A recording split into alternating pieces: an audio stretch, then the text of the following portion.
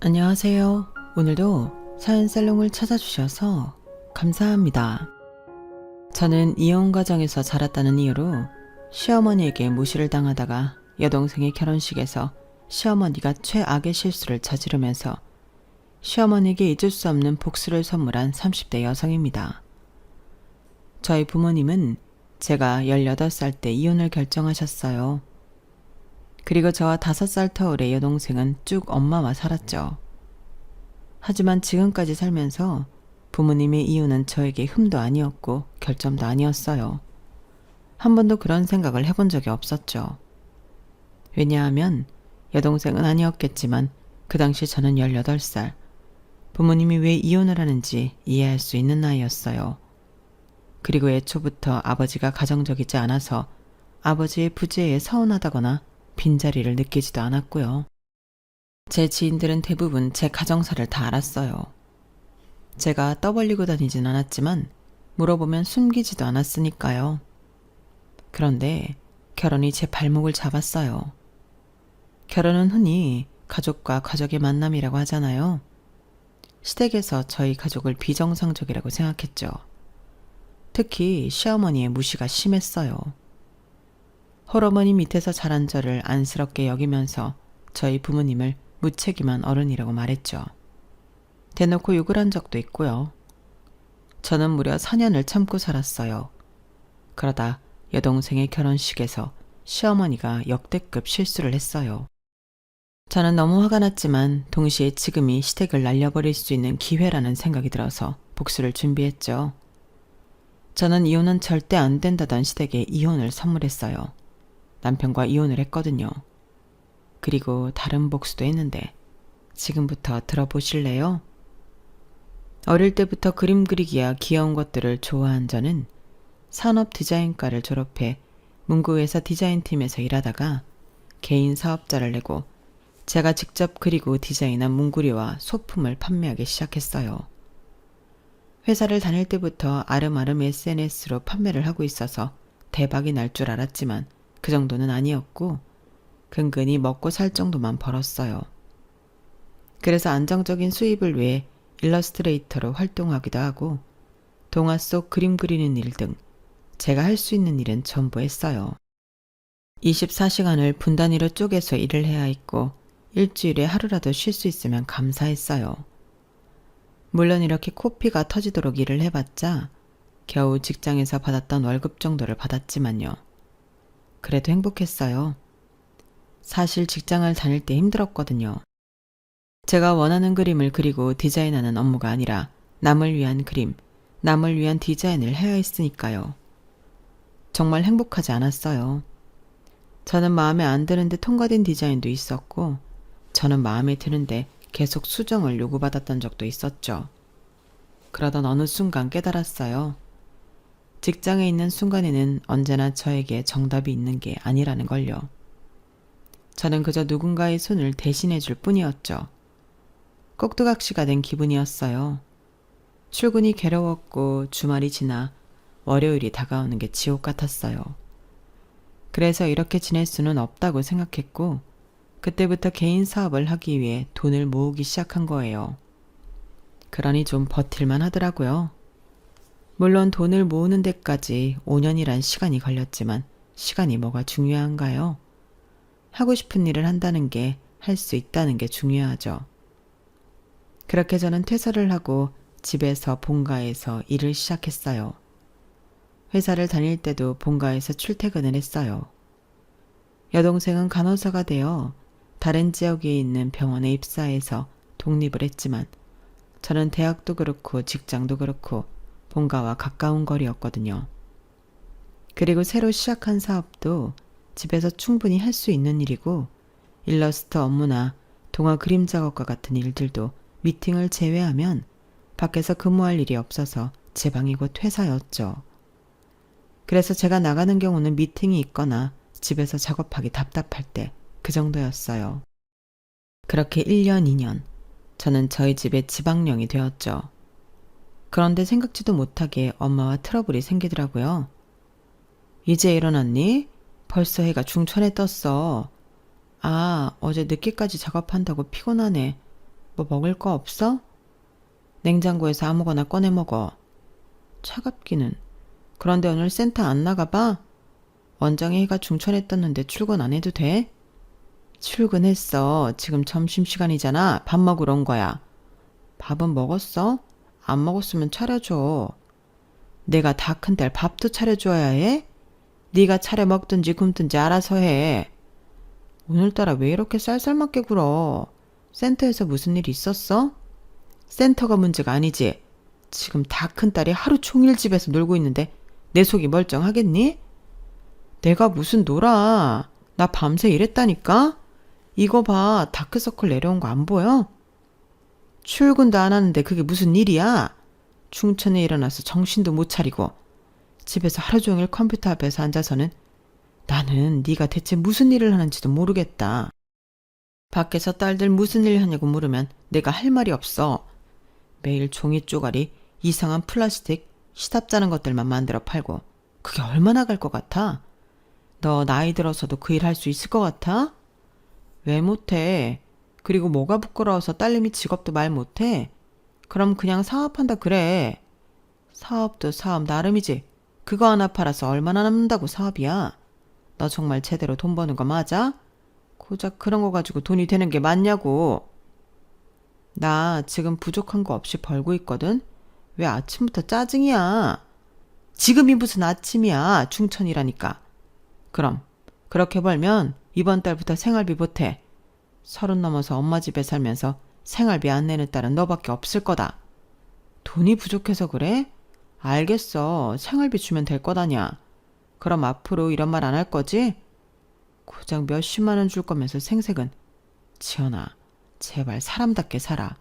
사람이 출근을 해야지. 4년제 대학 나와서 집에서 이러고 있으면 사람들이 욕한다니까. 요즘이 어떤 세상인데 그런 고리타분한 말을 해. 사람들이 다양한 만큼 사는 방식도 다양한 거야. 엄마, 나 집에서 일하지만 남들보다 더 일하고 있고 노력하고 있고 엄마도 내가 밤새 작업하고 그러는 거 알잖아. 그런데 어떻게 그런 말을 해? 누가 뭐라고 해도 직장 다니는 것만큼 안정적인 건 없어. 네가 아무리 사업자 냈다고 해도 내 눈엔 그저 집에서 탱자탱자 노는 딸로밖에 안 보여. 매일 목 늘어난 잠옷 입고 생활하고 너 일주일에 몇 번이나 나가니? 한 번도 안 나갈 때도 많잖아. 내 직장이 지금 여기니까 그렇지. 그렇게 생각하면 난 하루 종일 직장에 있는 거니까 내가 더 대단하고 대견한 거 아니야? 난 퇴근도 없다고. 그니까 퇴근이 있는 삶을 살라고. 지금이라도 안 늦었어. 직장 구해. 그러면 엄마도 다시는 이런 말 안 할게. 난 내 그림을 그리고 싶다니까? 회사 들어가면 내 그림이 아니라 나는 꼭두각시처럼 그려달라는 대로 그리는 수밖에 없어. 엄마는 내가 4년제 대학 나와서 남의 생각이나 그리는 사람이 되었으면 좋겠어? 그리고 애초에 그렇게 돈 버는 게 불행하다니까. 세상이 어떻게 순탄하기만 하니? 다들 그렇게 산다. 너 지금처럼 살면 결혼도 못해. 누가 너처럼 집에서 탱자탱자 일하는 여자랑 결혼하겠니? 아니면 대단한 그림을 그리든지 전시회를 열거나 고작 그런 메모지 달력 같은 거나 만들지 말고. 엄마, 자꾸 내가 하는 일 비난하는데 그럴 거면 나갈게요. 엄마가 그렇게 생각한다는데 내가 나가야지. 그럼 됐지? 어디로 가려고? 너 친구도 없잖아. 그러니까 그런데도 엄마가 자꾸 그런 이야기하면 난 나갈 수밖에 없지. 그리고 집 나간다고 하면 받아줄 친구는 있어. 그렇게 저는 집을 나왔고 친한 친구 집에서 얹혀 살게 되었어요. 월세의 반을 부담했지만 제 공간은 친구가 잘 쓰지 않는 테이블 정도였어요. 침대도 싱글이어서 저는 바닥에서 잤죠. 저는 그렇게 몇 달만 지내다 제 집을 구할 생각이었어요. 그런데 결혼을 하게 되었어요. 친구의 집에서 머문 지 한 달 정도 되었을 때 친구가 저녁을 먹으러 나가자고 했어요. 그런데 나가기 전에 자기 옷을 막 입혀보는 거예요. 뭐 하는 거야? 이런 걸 왜 입어? 고급 오마카세 집 간다니까 분위기는 맞춰야지. 그래서 저는 처음으로 명품 옷을 입고 밥을 먹으러 갔어요. 오마카세 가게에 들어가니 남자 2명이 있더라고요. 저는 그냥 손님이구나 했는데 친구가 그 사람들에게 손을 흔들었어요. 누구야? 요즘 내가 꼬시는 남자야. 그러니까 누구? 저기 셔츠 입은 남자. 그 옆에는 내 직장 후배고 둘이 친구야. 친구는 그렇게 말하더니 호호 웃으며 자리에 앉았어요. 남자들이 밖에 앉고 저와 친구가 안에 앉았죠. 저는 당연히 친구의 회사 사람 옆에 앉았어요. 안녕하세요. 저는 희정 선배랑 같은 회사에 다니는 연구원 지연석입니다. 저는 지연인데 추지연이에요. 이름이 비슷하네요. 반갑습니다. 저희 두 사람은 간단히 인사를 했고 그 뒤로 저는 친구가 원망스러웠죠. 친구는 요즘 꼬신다는 남자에게 아주 푹 빠져 저에게 완전히 등을 돌리고 있더군요. 게다가 오마카세 음식은 왜 이렇게 감질맛 나게 주는지 먹는 데에 집중할 수도 없었어요. 저는 옆자리에 앉은 남자가 신경 쓰였죠. 그리고 어느새 식사는 디저트까지 다다랐어요. 이거 드시고 어디 가세요? 아까 선배가 술 한잔 하자고 하던데. 아, 그래요? 저는 집으로 가려고요.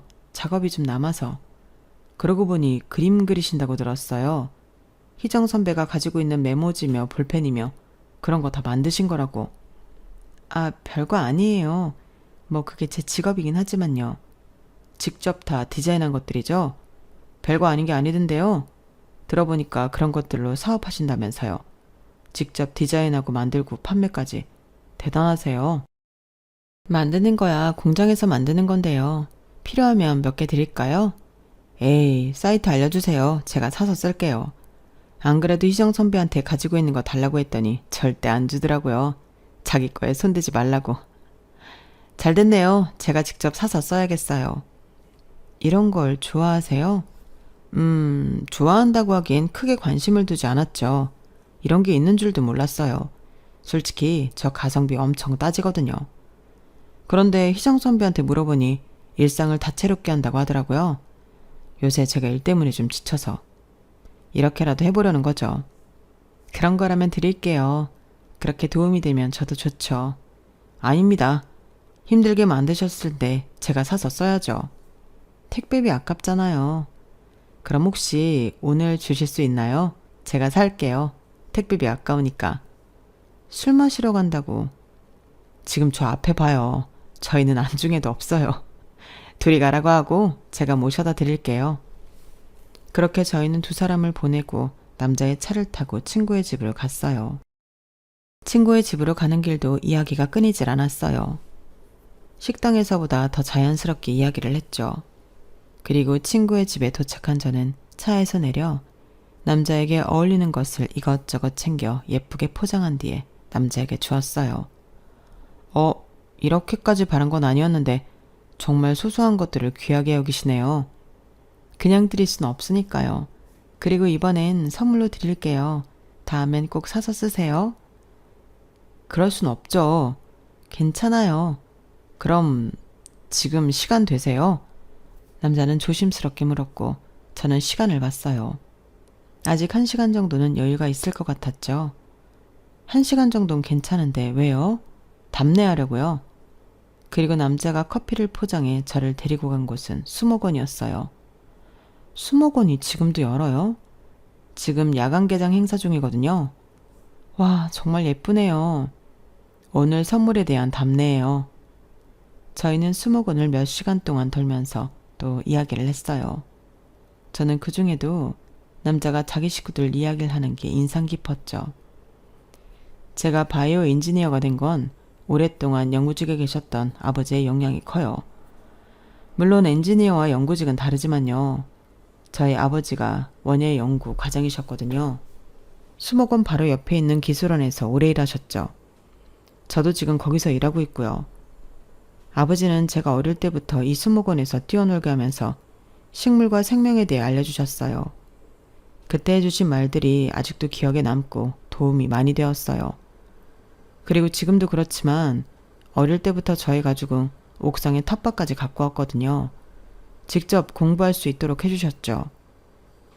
그렇게 몸으로 체험하고 느낀 것들과 아버지가 하는 일이 회사에 도움이 되는 일이라는 걸 깨닫고서 저는 이 분야에서 아버지처럼 일을 하고 싶었어요. 솔직히 아버지처럼 연구를 하고 싶었죠. 하지만 저는 새로운 발견보다는 문제 해결에 더 잘 맞아서 지금은 같은 분야에서 다른 일을 하고 있어요. 그래도 아버지를 존경하는 마음은 여전해요.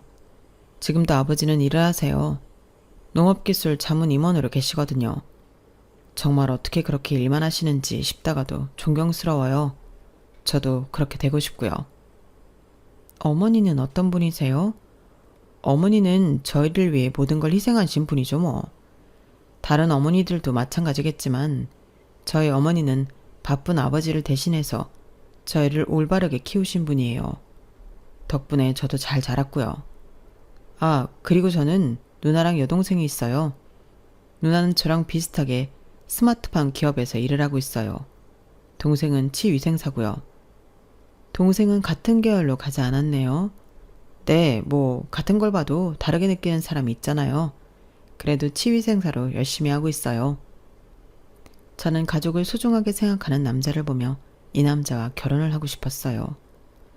그래서 집으로 돌아가는 길에 용기를 내서 고백을 했고 저희는 만난 지 4개월 만에 결혼 준비를 했어요.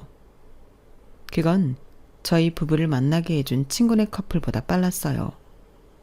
저희가 결혼을 약속했을 때 친구네 커플은 이제 막 사귀기 시작했거든요. 하지만 그걸 염두하지 않아도 다들 너무 이르게 결정한 것 아니냐며 저를 말렸어요. 하지만 저에겐 확신이 있었죠. 가족을 소중히 하는 이 남자와 같이 살면 더없이 행복한 가정을 이룰 것 같았어요. 그리고 한 가지 더 있었어요. 제가 혼자 결혼을 결심하고 남편에게 제 가정사를 털어놓았는데요. 그때 남편은 잠자코 제 이야기를 듣더니 이렇게 말했어요. 우리 식구들과 가족이 되면 지금보다 더 행복할 거야. 물론 지금 자기 식구들이 불행하다는 건 아니지만 나는 우리 식구들의 분위기가 더없이 좋다고 생각하거든. 그리고 내가 가정을 만든다면 꼭 우리 가족처럼 지내고 싶었고 분명히 행복할 거야. 내가 그렇게 만들어줄게. 저는 남편의 그 말이 너무 믿음직했어요. 그래서 저희는 부부가 되기 위해 준비했죠. 그런데 예상과 달랐어요. 연애를 할 때만 해도 저를 좋아하고 살갑게 대해주던 시부모님이 결혼을 하기 위해 제 가정사를 말씀드리자 굳은 얼굴을 했어요. 어찌나 분위기가 삭막했는지 저는 설마 결혼을 반대하는 건가 생각이 들 정도였어요.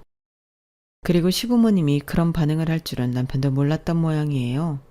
당황하는 게 눈에 보이더라고요. 하지만 다행히 반대는 하지 않았어요. 상견례 날짜가 다가왔죠. 그런데 상견례에서 어떤 일이 있었는지 아세요? 글쎄 시어머니가 대놓고 저희 엄마를 무시하더라고요. 이혼을 하셨다고 들었습니다. 아, 네. 어떤 이유 때문에 이혼했는지 여쭤봐도 될까요? 귀책 사유가 누구한테 있는지 궁금해서요. 당사자들은 어떨지 몰라도 결혼이라는 게 한 식구가 되는 일인데 알아야 할 것 같네요. 귀책 사유요? 그런 거 없습니다. 저희는 그냥 합의하에 조용히 이혼했습니다. 그러니까 이유가 있을 것 아닙니까? 애초에 결혼을 한 데도 이유가 있을 거잖아요. 딸 상견례 자리에서 이런 이야기를 하게 될 줄은 몰랐는데 남편하고는 어른들의 중매로 만났고 결혼은 이미 약속되어 있었습니다. 그래서 처음부터 남편하고는 잘 맞지 않았어요. 다투고 회복하고 다투고 회복하길 반복했죠. 이혼 이야기는 진작 나왔습니다. 언젠간 헤어질 거라고 생각했어요. 하지만 일단 아이들 때문에 버틴 거죠. 그리고 첫애가 이혼을 해야 할 나이가 되었을 때 그때가 되어서 이혼 절차를 밟았습니다. 저희가 이혼 가정이기 때문에 부족해 보이는 거 다 압니다. 하지만 저희 세 식구 다른 가족들처럼 단란하게 살아왔습니다. 더구나 우리 지연이. 그럼 왜 상견례는 오지 않았나요? 피차 서로 합의하에 헤어졌는데 왜 오지 않았죠? 그래도 첫 아이 상견례인데? 이혼하고 따로 연락하는 사이는 아닙니다. 결혼식에도 참석하지 않을 거예요. 그 점은 사돈어른께서 양해를 해주세요. 대체 뭘 어떻게 잘못하셨길래 딸 상견례는 물론이고 결혼식에도 안 온답니까? 이건 사부인만 무시하는 게 아니라 저희 식구들도 무시하는 겁니다. 설마 재혼하셨어요? 그게 재혼하셨군요. 그건 저희 식구들과는 무관한 일이에요. 이미 헤어진 사이입니다. 정말 집안이 참 어지럽네요. 새아가야, 나는 왜 너한테 이복 동생들이 있다는 걸 얘기하지 않았니? 네가 말하기에도 부끄러워 그랬니? 아버지 일은 아버지 일 뿐이에요. 엄마 말대로 저희 식구들과는 관련 없어요. 귀책 사유가 누구한테 있는지 말해주지 않아도 알겠네요. 참, 사부인 복 받으셨습니다. 저희 집은 정말 화목하더군요. 그래서 새아가도 우리 집 식구가 되고 싶은 거겠지만요. 마음 같아서는 이 결혼 뜯어 말리고 싶습니다. 이혼이라뇨. 이혼한 홀어머니 밑에서 자란 며느리라뇨. 다들 웃습니다. 저희 집이 뭐가 모자라서 그런 사람을 식구로 들이냐고 욕먹어요. 저는 지금도 상상조차 하기 싫습니다. 새아가 혼자 결혼식 입장하는 것도, 누가 대신하는 것도, 부모 자리에 한 명만 앉아있는 것도 다 부끄럽고 민망합니다. 하지만 딱 하나만 보고 하는 거예요. 우리 아들이 원하는 사람이니까. 저희 식구들은 화목해서 반대하지 않아요. 늘 지지해주죠. 아무리 며느리가 버젓한 직업이 없어도, 아무리 사회엔 행편이 어려워도 저희는 반대하지 않을 거예요. 저희 딸이 버젓한 직업이 없다뇨. 그리고 제 형편을 보셨습니까? 저 두 딸한테 손 벌리지 않고 살고 있어요. 그래 봤자 학습제 아닙니까? 그거 판촉이잖아요. 그리고 따님 하시는 일이 이해가 되세요? 저랑 비슷한 연배시니 똑같이 이해 못할 것 같은데요. 무슨 메모지 같은 거나 팔고 있는데 그게 무슨 직업입니까? 상견례 자리는 저에게 가시방석이었어요. 사실 전에는 시어머니가 제가 하는 일에 대해서도 별다른 말을 안 했거든요. 저렇게 저희 엄마와 같이 생각하는 줄은 몰랐어요. 저는 상견례에서 여기저기 안 아픈 곳이 없었어요. 그리고 상견례에서 돌아와서는 엄마가 저에게 무척이나 미안해했어요. 내가 이혼을 한 게 너한테 걸림돌이 될 줄 알았지만 이렇게까지 상처를 줄 줄은 몰랐다. 엄마가 미안해. 그래도 버티고 살았어야 했는데. 엄마가 뭐가 미안해요. 나도 어머님이 그런 말을 엄마한테까지 할 줄 몰랐는데 내가 더 미안해. 상처 많이 받았지? 뭐? 그럼 언니한테 먼저 그런 말을 했단 말이야? 그걸 듣고 언니 가만히 있었어? 언니 왜 그래? 결혼 그까짓 거 안 하면 되잖아. 그런 말을 듣고 왜 참아? 엄마는 저한테 사과하고 동생은 제 결혼을 말리고 정말 정신이 하나도 없었어요.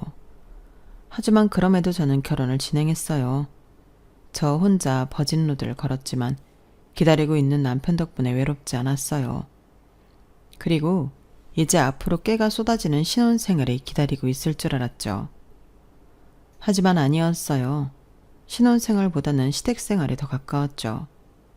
매일 점심에 시어머니는 저희 집으로 찾아왔어요. 그래서 같이 점심을 먹었죠. 어머님 오셨어요?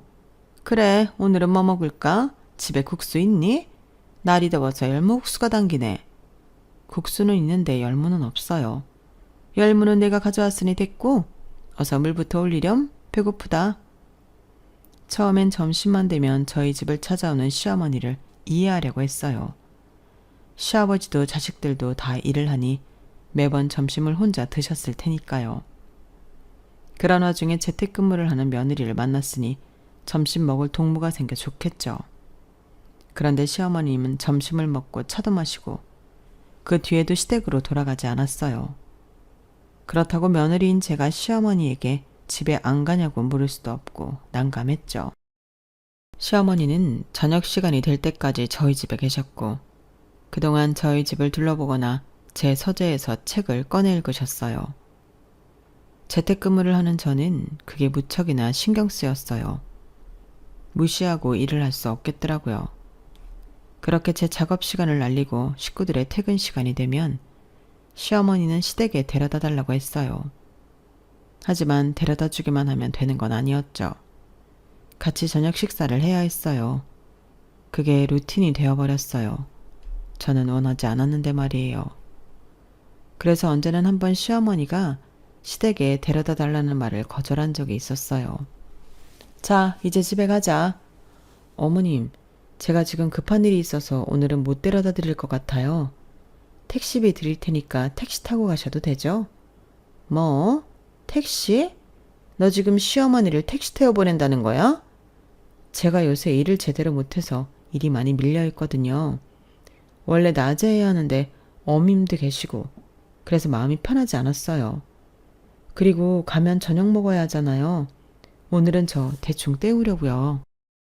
지금 내가 방해된다는 얘기를 하는 거야? 내가 너희 집에 와서 점심만 먹지 뭘 한다고. 그것도 내가 점심 차려주는 거잖아. 너는 고작 설거지만 하면서 지금 내가 불편하다는 거야? 너 정말 웃긴다. 그리고 가족끼리 저녁 먹는 거야 당연하지. 너는 우리를 가족이라고 생각하지 않니? 아니요, 그런 말이 아니라 제가 지금 일이 너무 많아서 오늘 하루만 그러겠다는 소리예요.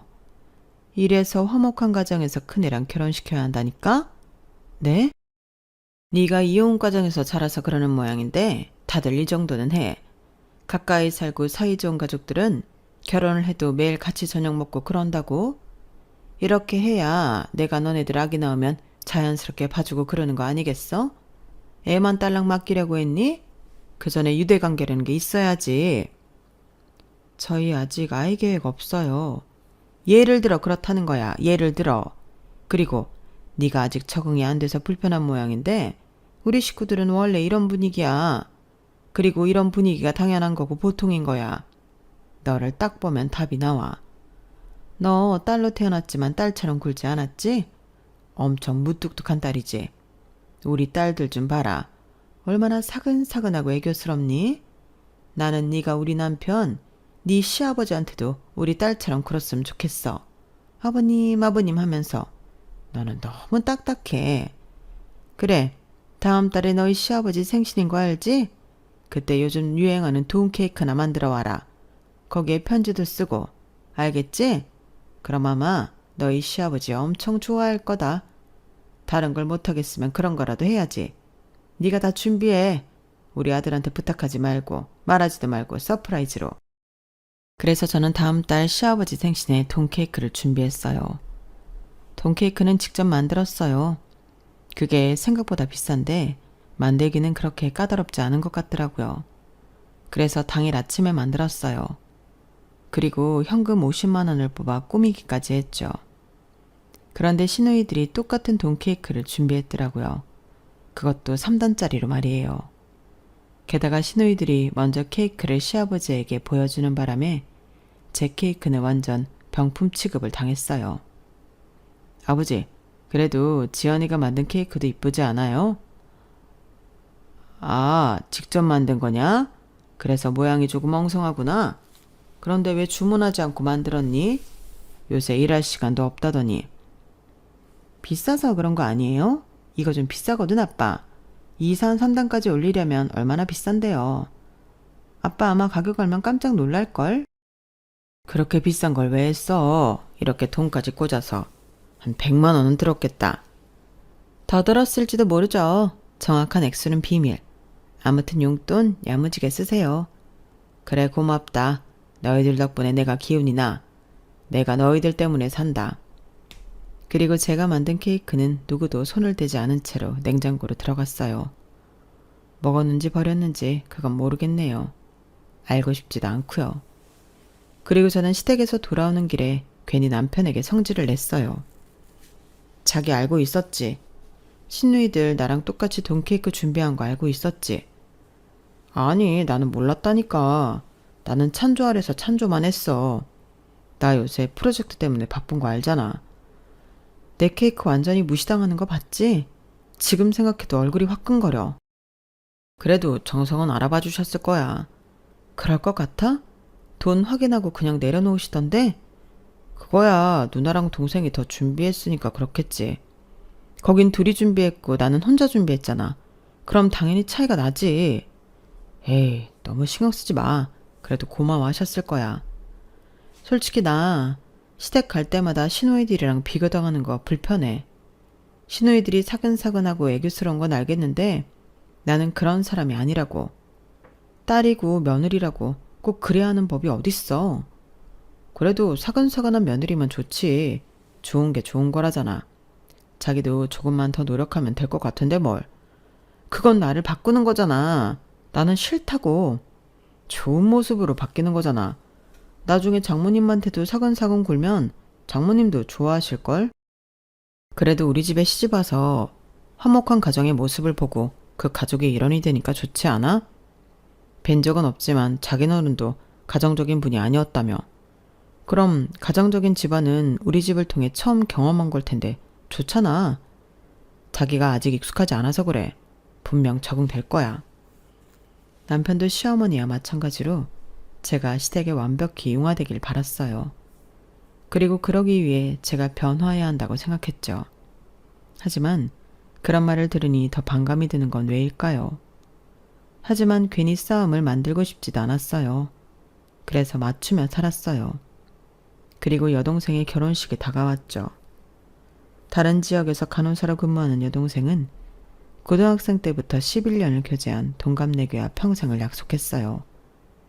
11년을 교제했으니 저희 집 식구에겐 아들 남동생과 다름없었어요. 아들이 없는 저희 집에서 아들 역할을 했죠. 전등도 갈아주고 상부장도 달아주고 저도 알게 모르게 많이 의지한 제부였어요. 저는 그런 두 사람이 드디어 부부의 연을 맺는다니 너무 기뻤어요. 어쩌면 동생보다 더 좋아했을지도 몰라요. 그래서 저는 여동생의 청첩장도 직접 디자인해주고 식정 동영상도 만들어주고 웨딩드레스도 골라주었어요. 그리고 이제 여동생의 결혼식이 일주일 남았죠. 괜히 제가 더 긴장되더라고요. 그런데 어김없이 점심에 찾아온 시어머니가 밥을 먹다 말고 물었어요. 다음 주에 사돈처녀 결혼한다며. 아, 네. 어떻게 하셨어요? 어떻게 알긴 우리 아들이 말해줘서 알았지. 너는 우리한테 말하지 않을 생각이었니? 경조사는 다 챙겨야 하는 거야. 너는 그런 것도 안 배웠어? 저는 번거로우실까봐 시간 되세요? 안 돼도 만들어서 가야지. 너희 결혼식처럼 썰렁한 결혼식을 만들 수는 없으니 내 친구들도 데려가마. 네? 너희 결혼식 기억 안 나? 200명도 겨우 채운 와중에 다 우리 지인이었잖아. 너희 식구들 지인이 50명은 왔니? 그것도 안 왔지? 무슨 나는 친척이 그렇게 없는 집안도 처음이었다. 뭐 안 싸더니 배달은 딸이라며? 그건 또 어떻게 하셨어요? 우리 집에는 비밀이라는 게 없어. 화목한 가정은 다 그렇다. 그래도 친구분들까진 괜찮아요. 그냥 아버님이랑 오세요. 우리 큰애랑 막내도 가야지. 애들 시간 된다니까 걔네도 친구 데려올 거야. 아니 그래도 그건 좀... 지금은 그렇게 생각해도 너희 엄마는 고마워할 거야. 너도 나중엔 그럴걸? 네 결혼식 생각해봐. 얼마나 삭막했어? 나중에 신부 측 하게 골라서 사진 찍는데 얼마나 휑하던지. 사진기사가 그때 그랬지? 다 올라온 거 맞냐고. 내가 그때 얼마나 부끄러웠는지 아니? 너희 여동생은 그러지 않아야 할 것 아니야. 걱정 마라. 사진도 찍고 내려올 거니까. 저는 강경하게 구는 시어머니를 말릴 수 없었어요. 그리고 친구 한두 명 정도 데려오겠지 생각했어요. 그런데 시어머니는 동생 결혼식에 무려 12명의 친구들을 데려왔어요. 입구부터 시끌시끌했는데 자세히 보니 저희 시어머니였죠. 어머님 오셨어요? 그래, 어때? 많이 데려왔지? 나중에 큰애랑 막내도 이 정도 데려올 거다. 든든하지? 사돈어른 안녕하세요. 시어머니와 함께 온 친구들이 협탁에 올려진 여동생의 웨딩 사진을 만지작거리며 보았고 시끄럽게 굴었어요. 그러더니 그중 한 사람이 저에게 와서 묻더라고요. 아가씨, 여기 답례품이 뭐야? 네? 아, 주방 세제랑 손비누요.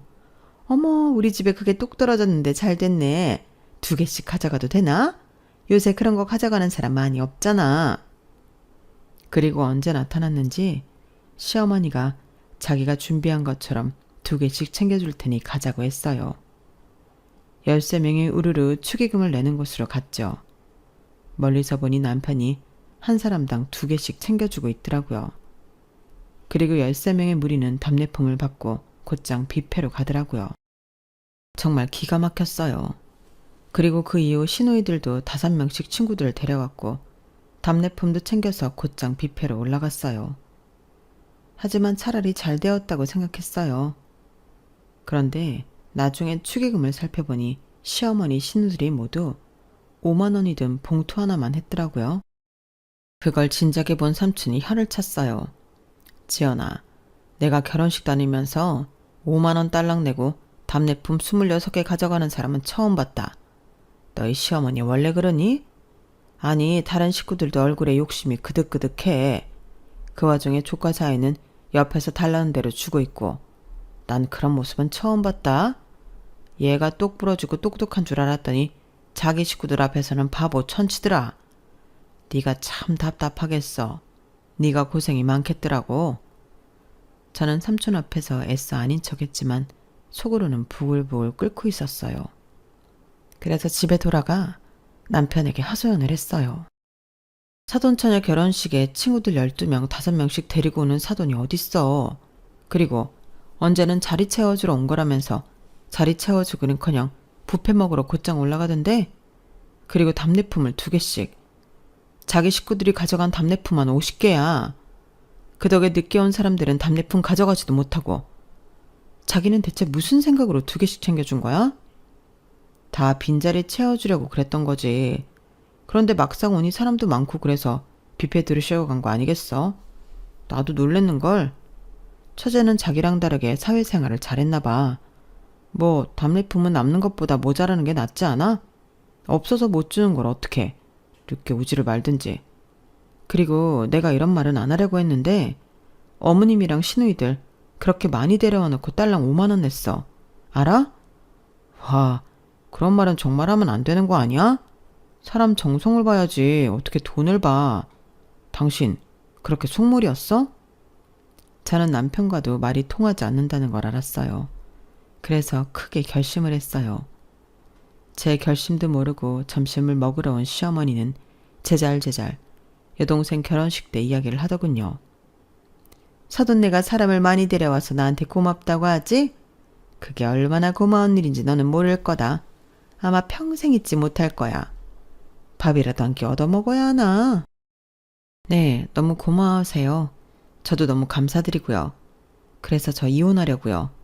뭐? 넌 뭐라고 그랬니? 이혼하려고요. 어머님 아들이랑요. 이혼? 키 막혀. 이게 아주 이혼 가정에서 자랐다고 이혼이 쉽구나? 그래, 뭐 때문에? 뭐 때문에 이혼한다는 건데? 어머님 때문에요. 저희 부부관계는 문제 없어요. 잘 다투지도 않고 잘 맞아요. 다들 연애를 짧게 하고 결혼해서 저희가 헤어진다면 그런 이유 때문이라고 생각하겠지만 아니에요. 어머님 때문이에요. 최근에 남편이랑 싸운 그것도 다 어머님 때문이에요. 어머님만 아니었으면 저희 잘 살았을 거예요. 나 때문이라고? 호의가 없어서?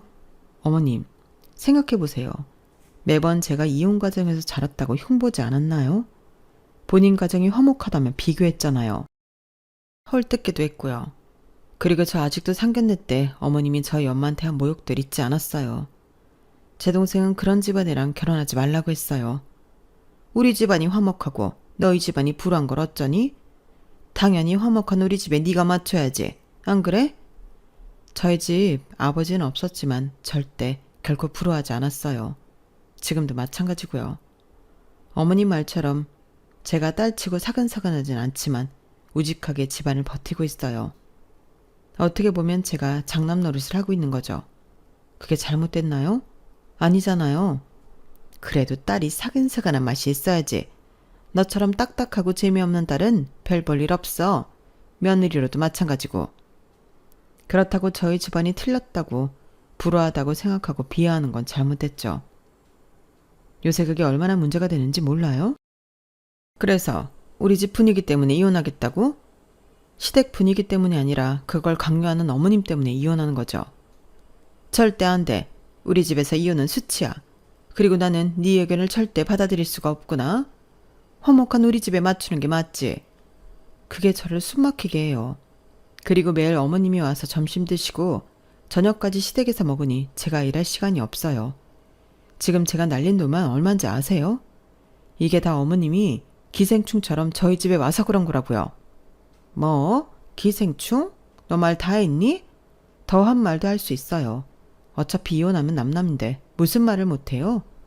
이혼? 그렇게 쉽게 되는 줄 아는구나. 우리는 소송할 거다. 그래서 절대 이혼하지 못하게 할 거야. 그럴 필요 없어요. 저희 법적으로는 남남이에요. 혼인신고 안 했거든요. 뭐? 혼인신고를 안 해? 그러고 4년을 살았단 말이야? 아드님이 큰누나랑 살던 집이 아드님 명의인 거 아시죠? 그래서 저희 집 얻을 때 혜택 받으려고 혼인신고 안 했어요. 그게 정말이냐? 네, 정말이에요. 그래서 그냥 제가 짐 싸들고 나가면 그만이에요. 결혼하고 산 외제차도 마찬가지고요. 그건 네가 다 가져간다고? 부부 공동재산이야 그건. 방금 제가 한 말 못 들었어요? 부부가 아니라고요. 사실혼 관계일 뿐이지 법적으로 부부가 아닌데 무슨 소용이에요? 그리고 다 제 명이라니까요. 세금도 제가 냈기 때문에 소송을 해도 별 의미 없어요. 여우 같은 것. 너 일부러 노리고 혼인신고 안 한 거지? 제가 어떻게 상황이 이렇게 될 줄 알았겠어요. 그리고 아가씨는 이제 백수가 될 거예요. 그건 또 무슨 소리냐?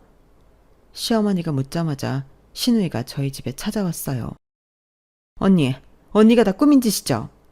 제 예상과 같이 얼굴을 붉히며 화를 내더라고요.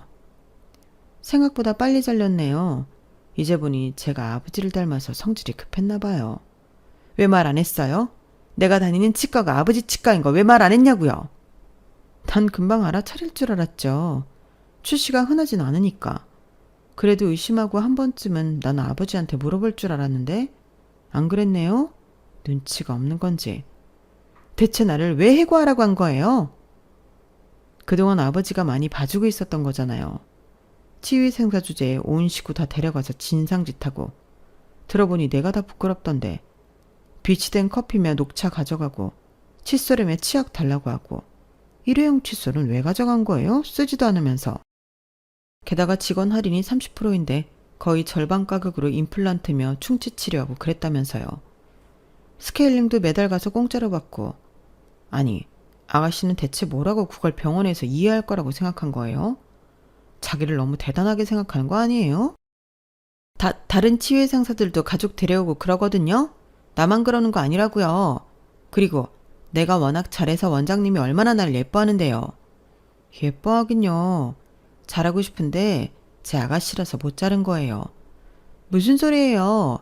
다음 달에 나 팀장으로 승진시켜준다고 하셨는데. 그것도 다 제 아가씨라는 거 알고 그러신 거예요. 정말 눈치도 없네요. 그래서 날 자른 이유가 뭔데요? 구체적으로 설명해 봐요. 어머님 때문에요. 그동안 제가 어머님 때문에 고생한 게 많아서요. 그래서 어머님한테 어머님이 수치처럼 여긴 아들의 이혼과 그렇게 아끼는 막내딸의 실직을 선물하고 싶었거든요. 그래서 결심했고 아버지한테 부탁드렸어요. 네? 오빠랑 이혼하겠다고요? 이혼도 아니에요. 그냥 내가 짐 싸서 나가면 되거든요. 우리 법적으로 남남이라서요. 위자료. 그래, 위자료 소송할 거다. 지금 내가 받은 정신적 스트레스 전부 돈으로 받아낼 거야. 그렇게 하세요. 그리고 정말 시어머니는 짐을 지어주고 남편을 내보낸 저에게 위자료 소송을 했어요. 저는 그 순간부터 모든 증거들을 한데 모아 소송 준비를 했어요. 그리고 제가 승소했죠. 집도 차도 제가 얻게 되었고 위자료도 받았어요. 시어머니가 법원에서 얼마나 저를 노려보고 분통해하는지 코웃음이 나오더라고요. 그리고 아버지가 그 소식을 어떻게 들었는지 연락이 오더라고요. 정말 오랜만에 네 목소리를 듣는구나. 그동안 아버지로서 책임을 다하지 못해 미안하다. 결혼식도 못 가서 미안해. 아니에요. 괜찮으니까 마음 쓰지 마세요. 그래도 이번에 도와주셔서 감사해요. 딸내미 일인데 안 도와줄 수 있겠니? 도움이 되었다면 다행이구나. 이런 말을 하기 그렇지만 우리 건물 1층이 비었어.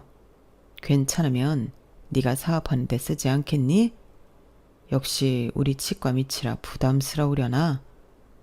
그렇게 저는 아버지 건물 1층에 가게를 내서 오프라인 매장을 운영하게 되었어요. 그리고 신혼집은 월세를 주었고 외제차는 팔아버렸죠. 엄마와 다시 살게 되어 트러블이 있지 않을까 걱정했는데 제가 출퇴근을 하니 그런 것도 없고요. 만족하며 지내고 있어요. 여기까지가 제 사연입니다. 누구도 남의 가정에 이래라 저래라 할 수 없죠. 옳다 그르다 할 수도 없고요. 세상에 완벽한 가족은 없으니까요. 그래서 저는 모두에게 너그러는 마음의 안경이 있었으면 좋겠어요. 오늘도 좋은 하루 되세요. 여러분, 사연 댓글에 응원과 현명한 조언 부탁드려요. 좋아요와 구독은 저에게 큰 힘이 됩니다. 오늘도 좋은 일 가득하세요.